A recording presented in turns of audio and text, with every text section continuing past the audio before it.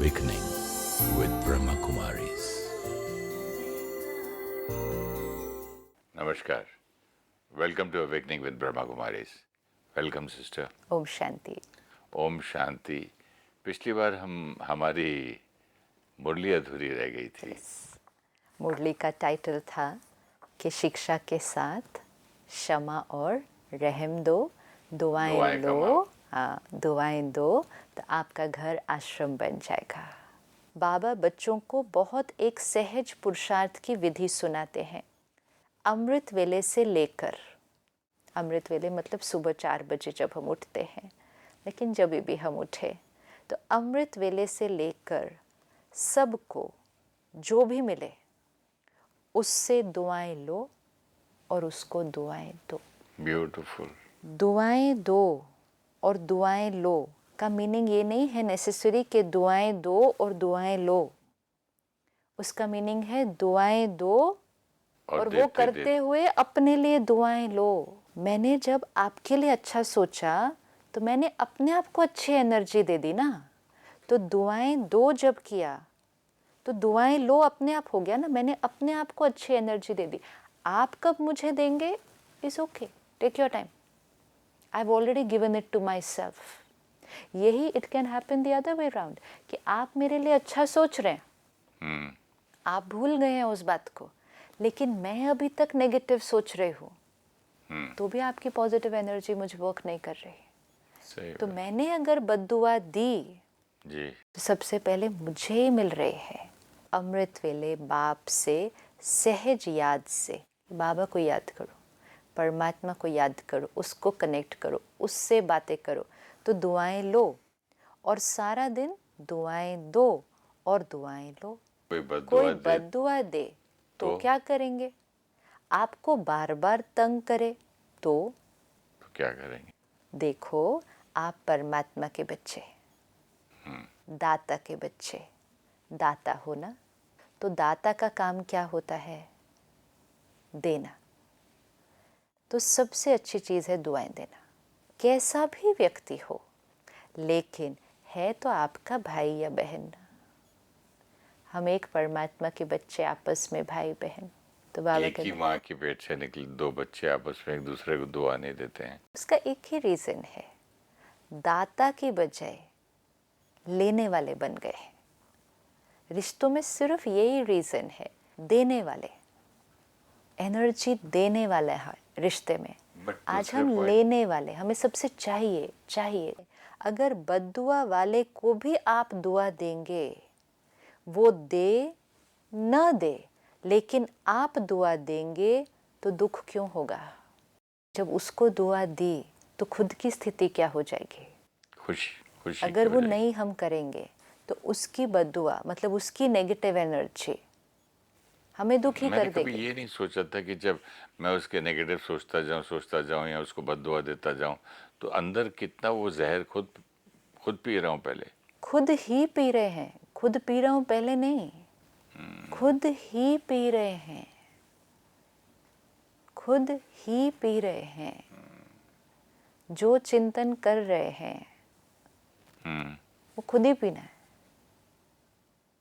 ज्ञान का मंथन करेंगे, अच्छी बातों का अंदर मंथन करेंगे, वो भी खुद को ही पीने को मिलेगा।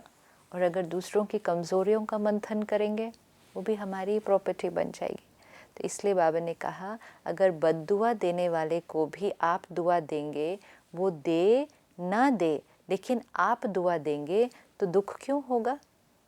तो अपनी प्रोटेक्शन हो गई ना। बाबा आप बच्चों को एक वरदान देता है, वरदान याद रखेंगे तो सदा खुश रहेंगे, ब्लेसिंग।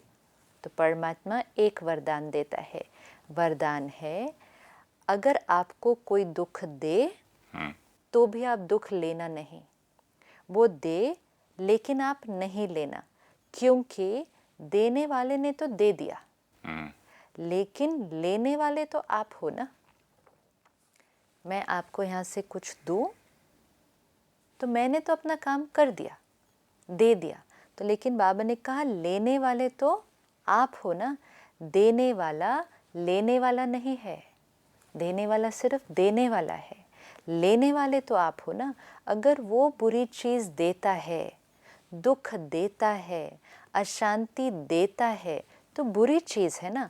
आपको दुख पसंद है, नहीं पसंद है तो बुरी चीज़ हो गई। तो बुरी चीज़ ली जाती है क्या?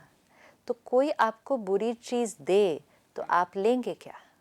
नहीं कोई अगर आपको कोई ऐसी गिफ्ट दे तो अच्छी चीज़ नहीं है नहीं, डायबिटिक पेशेंट को आप मिठाई भी खिला दो तो बोले नहीं भाई, तो नहीं सॉरी लेंगे। नहीं खाएगा ना। तो नहीं लेंगे ना। तो लेते क्यों हो फिर? ले तो लेते हो ना। अगर दुख ले लेते हो तो दुखी कौन होता है? हम ही होते हैं। मैंने नेगेटिव एनर्जी भेजी, हम्म, अगर आपने अटेंशन नहीं रखा तो आपने मेरी नेगेटिव रिसीव कर ली। अगर आप दुआएं नहीं दे रहे थे तो मेरी नेगेटिव आपको रीच हो जाएगी। तो फिर दुखी क्यों होता है? आप होते हो या वो होता है? लेने वाला ज़्यादा दुखी होता है ना। तो अगर अभी से दुख लेंगे नहीं तो आधा दुख तो आपका दूर हो जाएगा।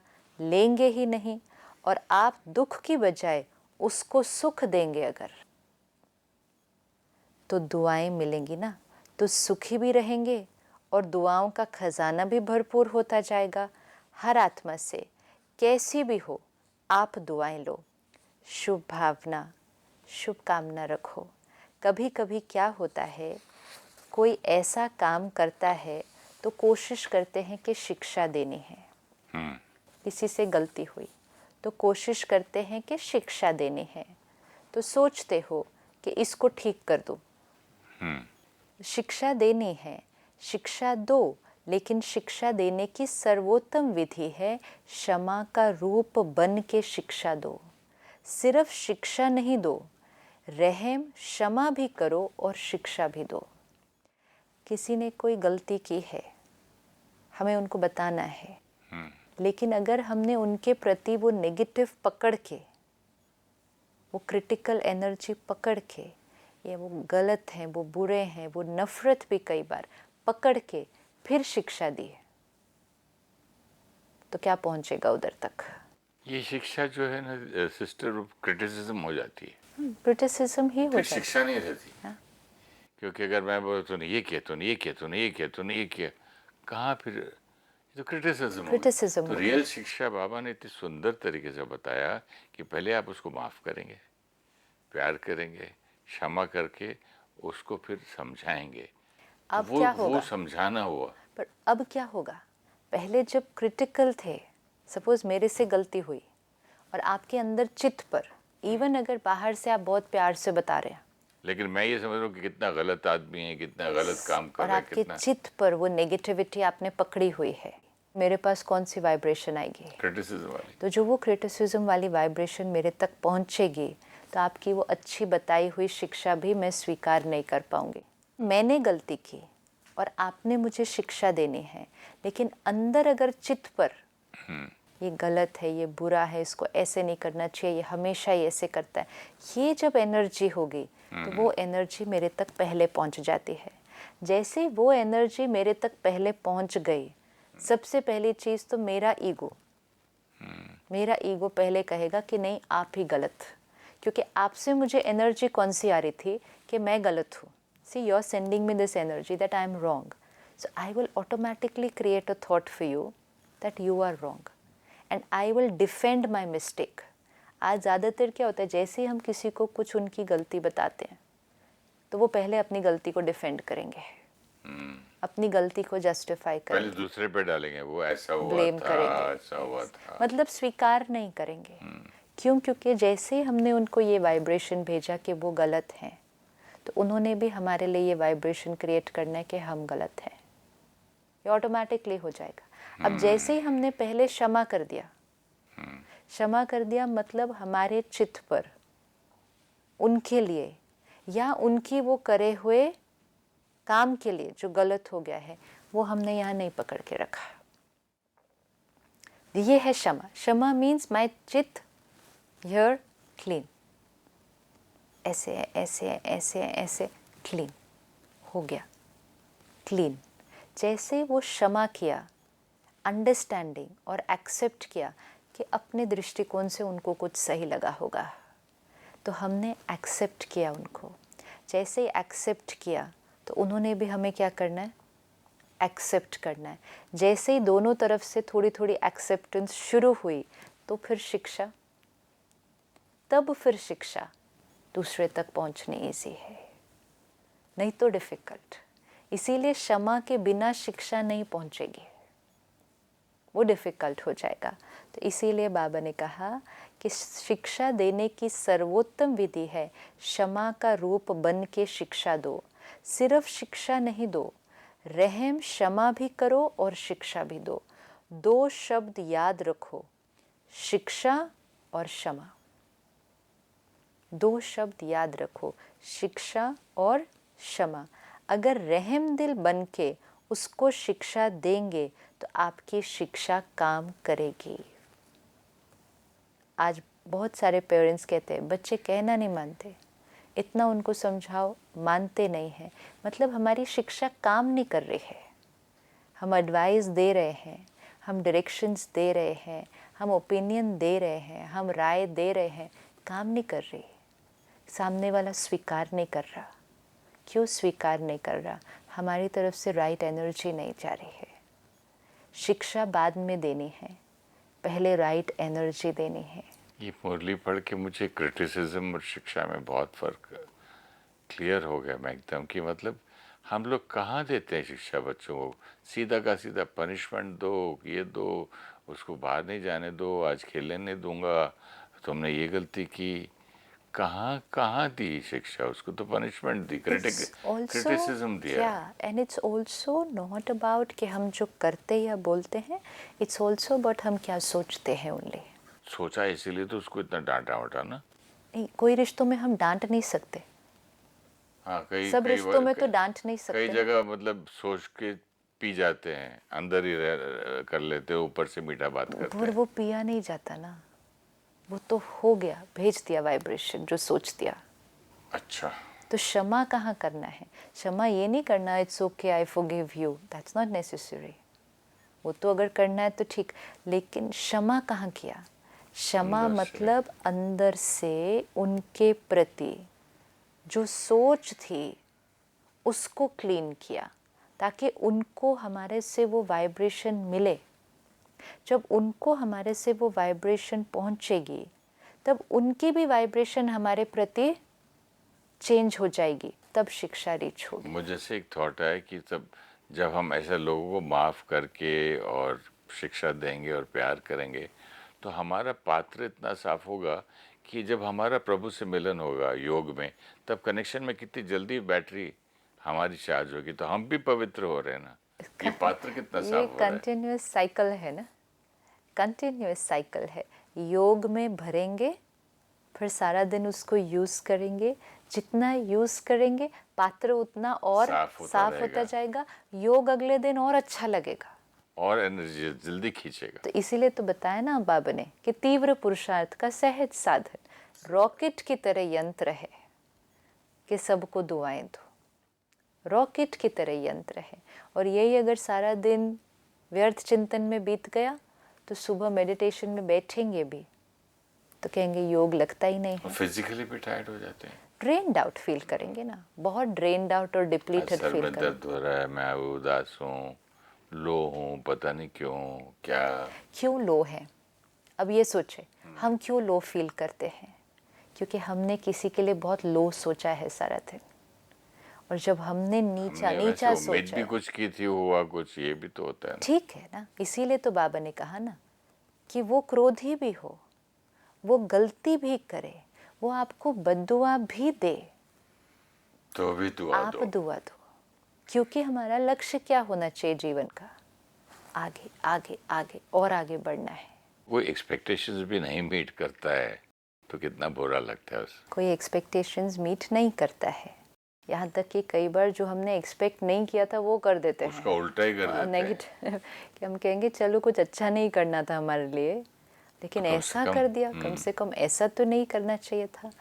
लेकिन उसके बाद भी जो उन्होंने किया, उसके बाद भी उनके लिए क्या सोचना है, कैसा सोचना है, कितना सोचना है, चॉइस हमारी है। उसके बाद भी उन्होंने हमारी एक्सपेक्टेशंस मीट नहीं की, हम अपनी एक्सपेक्टेशंस तो मीट कर लें, क्योंकि हमने अपने आप से जो एक्सपेक्टेशन रखी है वो है प्योरिटी और रॉयल्टी की पर्सनालिटी।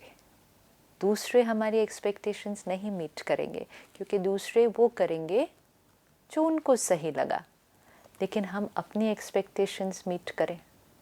ये बहुत इम्पोर्टेंट है कि चाहे दूसरे ने कुछ भी किया हो, उनके लिए गलत सोचना, बुरा सोचना और सोचते ही जाना, उसका नुकसान जैसे दुआ दो दुआ लो था तो उसका ऑपोजिट हो जाएगा। कितनी सुंदर बात है। ये सोच रहा था मैं कि अपने अंदर जो शक्तियां हैं और जो है हम हैं और जो गोल हम जहाँ जाना चाहते हैं वो है, ऑलरेडी ही हैं। आई एम प्योरिटी बता रहे हैं बाबा, कितनी सुंदर। तो है प्योर, तो खाली धारणा में तो ला। सिर्फ सारा दिन में उससे डेविएट नहीं हो जाना। एंड वो भी डेविएट क्यों हो जाते हैं? दूसरे के व्यवहार की वजह से। जैसे आपने कहा, दूसरे हमारी एक्सपेक्टेशंस मीट नहीं करते। मीट भी नहीं करते, मेरा बोलने का मतलब था उल्टा भी कर देते हैं, नुकसान भी करा देते हैं। तो जैसे ही वो कुछ नुकसान कर देते हैं या कुछ हमें जो लगता है उससे गलत कर देते हैं, तो हम अपनी ओरिजिनल पर्सनालिटी से हट जाते हैं, क्योंकि हम अपनी अच्छी सोच से हट जाते हैं।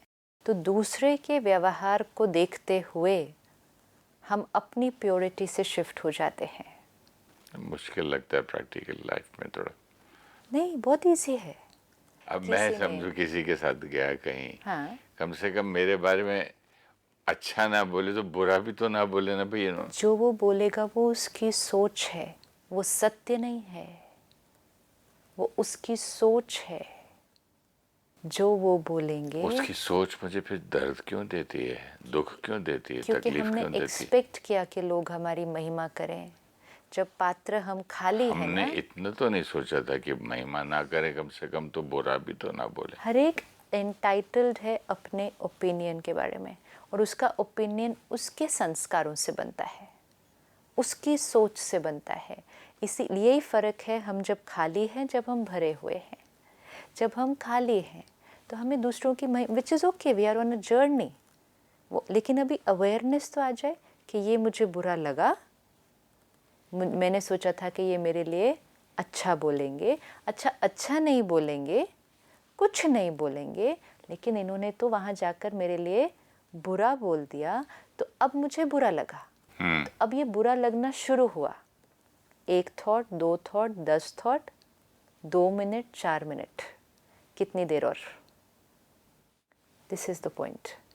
कितनी देर? क्योंकि अभी हमारा पात्र उतना नहीं भरा है कि हाँ, हमें बिल्कुल फीलिंग नहीं आ रही, हम बिल्कुल हर्ट नहीं हो रहे। We haven't reached till there, but at least we have reached here कि वी आर अवेयर। जो पहले महीनों लगाते थे, कम से कम कुछ घंटों में बंद कर लें। घंटे क्यों? कुछ क्षणों में। क्योंकि अब ज्ञान है। तो बाबा ने मुरली में क्या किया? ज्ञान के बल को यूज करो। अब हर्ट हुए, अब अवेयरनेस से मुझे क्या चाहिए था? मुझे चाहिए था कि ये मेरे लिए अच्छा सोचे। उसने नहीं सोचा। 2-3 रीज़न। एक, उनको मेरे से कुछ नेगेटिव मिला होगा, तो मैं अपनी सोच को चेक कर लूँ कि मैं उनके बारे में क्या सोच रहा था। दूसरा, वो उनकी चॉइस है, उनका संस्कार है, they are entitled to their opinion. तीसरा, उन्होंने जो मेरे बारे में कहा, मैं उसको चेक कर लूँ कि कहीं उसमें कुछ सत्यता है, तो उसको परिवर्तन कर दूँ, एंड उसके बाद फुल स्टॉप। उसको अब लंबा खींचना, लंबा पकड़ के रखना, वो फुल स्टॉप हो गया। अपना ही नुकसान है। तो फिर हमने जल्दी से उसको क्या दे दिया? बद्दुआ की बदले अब चेंज करके दुआ दे दी। नहीं तो कितने सालों तक पकड़ के रख सकते थे? ऐसी बातें हम कितने सालों तक पकड़ के रख सकते हैं? अब चेंज कर दिया ना। कैसे चेंज किया? ज्ञान के बल से। लेकिन सिस्टर, मेरे साथ क्या होता है ना, मैं सोचता हूँ कि चलो मालूम हो गया कि ये आदमी ऐसे करता है, तो उससे मैं बचने के चक्कर में मुझे वो नेगेटिविटी माफ़ नहीं किया होता है, लेकिन उससे मैं थोड़ा सा बात कम करना, थोड़ा दूर दूर रहना, वो शुरू कर देता हूँ। लेकिन अगर हम दूर भी रहेंगे, मन कहाँ है? मन तो इसीलिए दूरी है क्योंकि उसने उस दिन ऐसे किया था। लेकिन मन में तो अभी भी सोच रहे हैं, फिर दूरी तो हुई नहीं।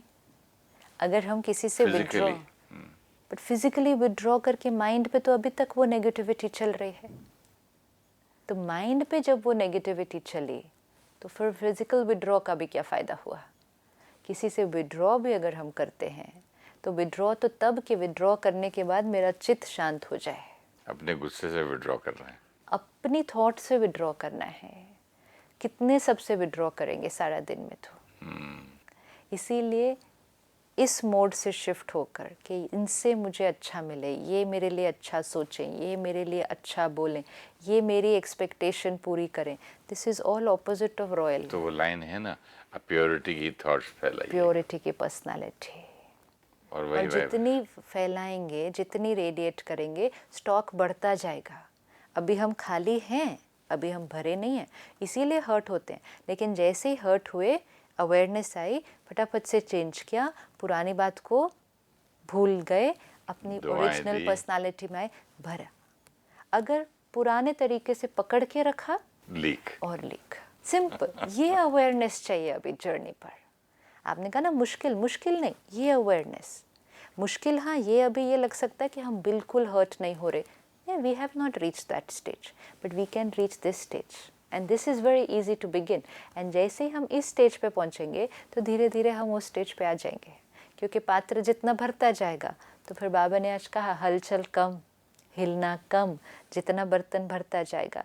अगर रहम दिल बन के उसको शिक्षा देंगे तो आपकी शिक्षा काम करेगी।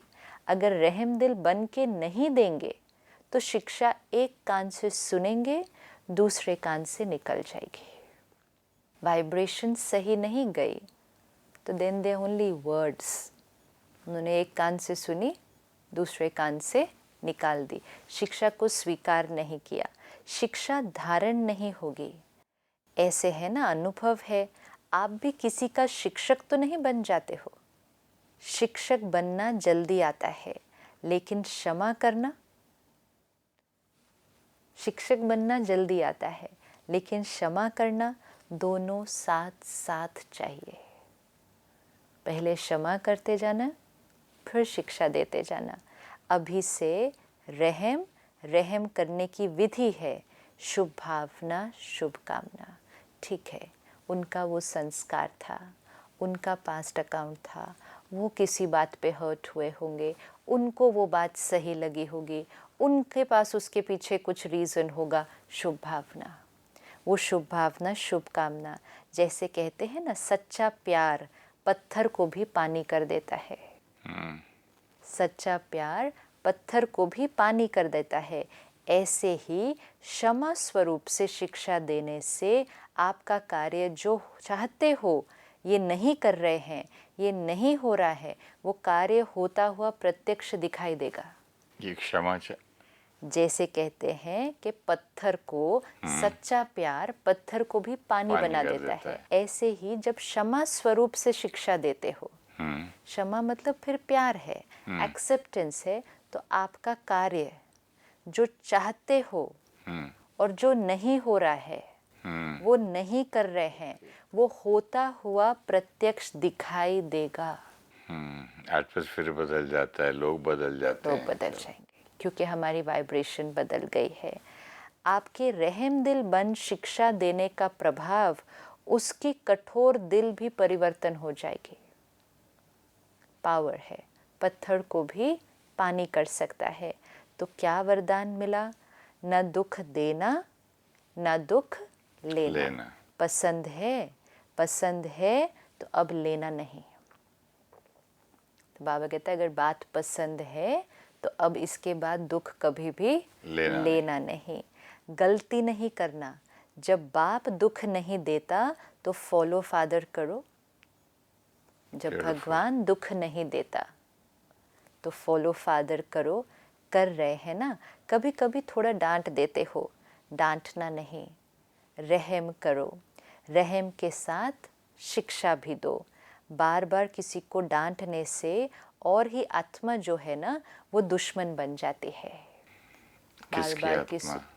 बार बार किसी को डांटने से तो उसकी आत्मा, वो आत्मा हमारी दुश्मन बन जाती है। क्योंकि दुश्मन बन गई मतलब क्या? नेगेटिव एनर्जी एक्सचेंज हो रहा है ना। वो भी हमारे लिए बुरा ही सोचते हैं, बुरा ही सोचेंगे। जैसे हमने पहले बात की थी, fear and hatred. Fear and hatred, तो वो भी हमारे लिए बुरा ही सोचेंगे। तो बार बार डांटने से आत्मा हमारी दुश्मन बन जाती है। घृणा आ जाती है। परमात्मा बच्चे हो ना, तो जैसे बाबा पतित को भी पावन बनाने वाला है, तो आप भी दुखी को सुख नहीं दे सकते। भगवान के बच्चे हैं, सारा दिन ये याद रखना है, भगवान के बच्चे हैं, शिव बाबा के बच्चे हैं, परमात्मा के बच्चे हैं। तो जो पिता का कार्य वो हम बच्चों का भी कार्य है। तो बाबा ने कहा, क्या आप भी दुखी को फिर सुख नहीं दे सकते हैं? अभी जाकर ट्रायल करना, क्योंकि हम में भी वही शक्तियाँ हैं, हम जो पिता में हैं, बिल्कुल तो हम उन शक्तियों का शक्तियाँ भी इस्तेमाल, वही है, कर्तव्य भी वही है, एंड फॉलो फादर भी है। फॉलो फादर भी करना है। तो बाबा ने कहा अभी जाकर ट्रायल करना। ट्रायल करेंगे ना, तो पहले चैरिटी बिगिंस एट होम। परिवार में अगर कोई दुख दे तो भी दुख लेना नहीं, दुआएं देना, रहम दिल बनना पहले घर वालों को करो। आपके घर का प्रभाव मोहल्ले पे पड़ेगा, मोहल्ले का प्रभाव देश पर पड़ेगा, देश का प्रभाव विश्व पर पड़ेगा। सहज है ना, अपने परिवार में शुरू करो, क्योंकि देखो एक भी अगर क्रोध करता है तो घर का वातावरण क्या हो जाता है, एक भी। और अगर एक ही बदल जाता है तो घर का वातावरण छोटे क्या बच्चे भी खेलना बंद कर देते, एक भी क्रोध करता है तो बाबा ने कहा अगर एक भी क्रोध करता है तो घर का वातावरण क्या हो जाता है, घर लगता है या युद्ध का मैदान लगता है? उस समय अच्छा लगता है? नहीं लगता है ना। तो सबसे पहले किसको बदलना है? अपने घर को। और अपने घर को बदलने के लिए अपने आप को। एक बदलेगा। और कितना प्यारा है, हम एक, इसीलिए परमात्मा कहते हैं स्व परिवर्तन से विश्व परिवर्तन। हम एक बदलेगा तो घर बदलेगा, तो मोहल्ला बदलेगा, तो देश बदलेगा, तो विश्व बदलेगा। वो चैरिटी बिगिंस एट होम, ये वाला होम पहले, सबसे पहले चैरिटी बिगिंस एट होम। सबसे पहले ये चैरिटी बिगिंस एट होम, अपने ऊपर। मन का अब्यूज, फिर शरीर का अब्यूज, फिर रिश्ते, फिर मोहल्ला। माइक्रो लेवल से स्टार्ट किया, पूरे विश्व में पहुंच जाएंगे। अगर हम हर एक आत्मा ये जिम्मेवारी उठाए तो हम कहाँ तक पहुंच जाएंगे। एक तो बाबा ने कहा घर जो लगता है वो उस समय घर लगता है या युद्ध का मैदान लगता है? पहले बाबा ने कहा आश्रम बनाना है। आश्रम बनाना है, अपने अपने साथियों से, अपने अपने कार्यकर्ताओं से न दुख लेना न दुख देना, दुआएं देना और दुआएं लेना।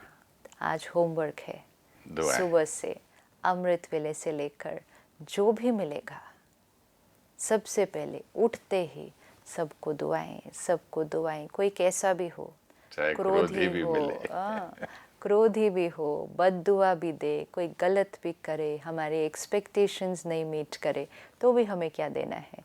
हमें दुआएं देना है। याद रखना है दाता के बच्चे हैं, ये बहुत इम्पोर्टेंट लाइन है। दाता के बच्चे हैं, मास्टर दाता हैं। परमात्मा कभी किसी को दुख नहीं देता, तो हम क्यों किसी को दुख देंगे? देवी देवताएं पूर्वज हैं, दाता के बच्चे हैं, तो हमारी भी ओरिजिनल क्वालिटी क्या है? फॉलो फादर भी करना है, फॉलो फादर करना है। तो इसीलिए परमात्मा ने कहा वो दे भी आपको तो लेना नहीं है। सही बात। जैसे ही लिया नहीं और फिर हमने सुख दिया तो फिर दुआएं दी, स्टॉक बढ़ता जाएगा फिर उसका। Thank you so much. ओम शांति। ओम शांति। Thank you. ओम शांति। I'm a peaceful soul. Om Shanti.